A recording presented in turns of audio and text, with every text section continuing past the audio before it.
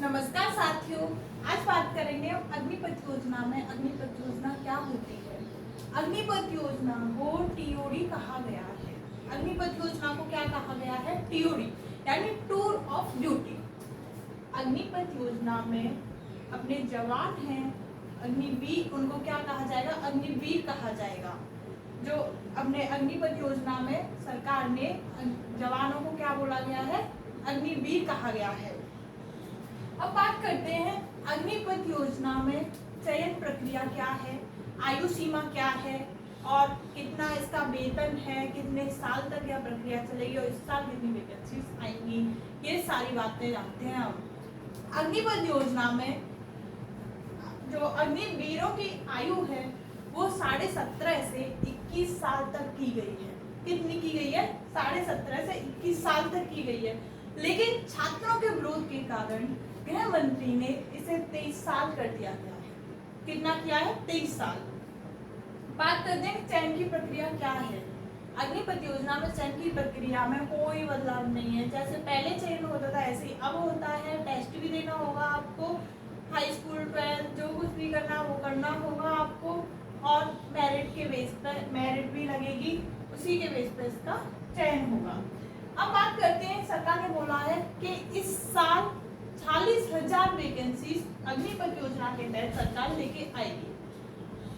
बात करते हैं कि अग्निपथ योजना में कितना वेतन मिलेगा, अग्निवीरों के लिए कितना वेतन दिया जाएगा। तो पहली साल में 30,000 वेतन मिलेगा। 30,000 का 70% युवाओं को हाथ इन हैंड में दिया जाएगा, यानी हाथ में दिया जाएगा। और अग्निवीरों में अग्निवीर फंड में योगदान कितना रहेगा? 9,000 रुपए का। सरकार का भी कितना फंड में योगदान देगा? 9,000 रुपए का, यानी 70% उनके हाथ में दी जाएगी और 30% उनका फंड में योगदान रहेगा। दूसरे साल 33,000 रुपए अग्निवीरों के लिए मिलेगी, लेकिन उनके हाथ में 23,100 रुपए दिए जाएंगे, यानी 33,000 का 70% दिया जाएगा और 30% फंड में योगदान होगा और सरकार का भी 30% योगदान होगा। तीसरे वर्ष 36,500 अग्निवीरों की तनख्वाह होगी और उनके हाथ में 25,580 रुपए दिए जाएंगे और फंड में कितना जमा होगा? 10,950 रुपए, यानी 70% इन हैंड और 30% फंड में जमा राशि। सरकार का भी इतना ही धन होगा। चौथे साल में 40,000 रुपए अग्निवीरों के लिए राशि होगी और हाथ में कितना दिया जाएगा? 28,000 रुपए और इसका 30% 12,000 रुपए अग्निवीरों को फंड में जमा किया जाएगा।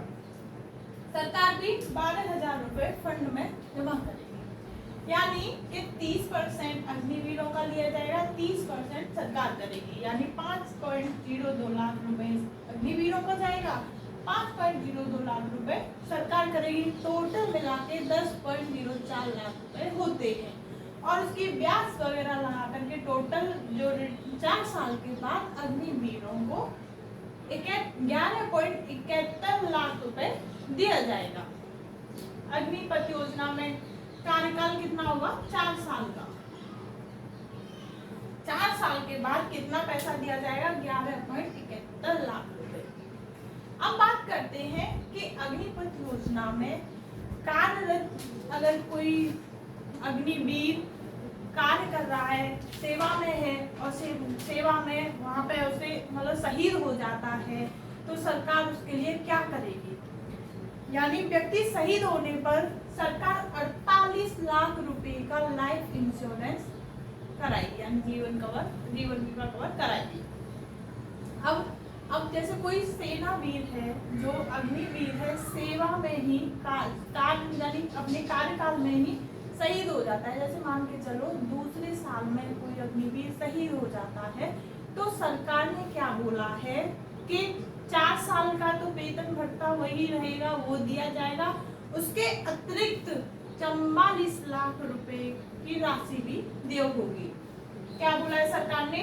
4 साल यानी 2 साल, 1 साल का तो उसने कर लिया, 3 साल का बाकी बचा दूसरे साल में, यानी 2 साल का और बचा। पूरा टोटली उसका 4 साल का वेतन भत्ता मिलेगा और 44 लाख रुपए की राशि अलग से मिलेगी।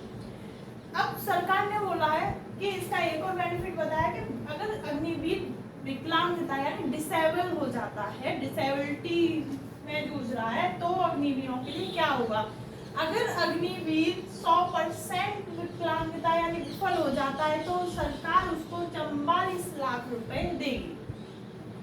अगर 75% विफल हो जाता है तो 25 लाख रुपए का पैकेज करेगी, और 50% विफल हो जाता है तो 15 लाख रुपए का अनुदान करेगी सरकार।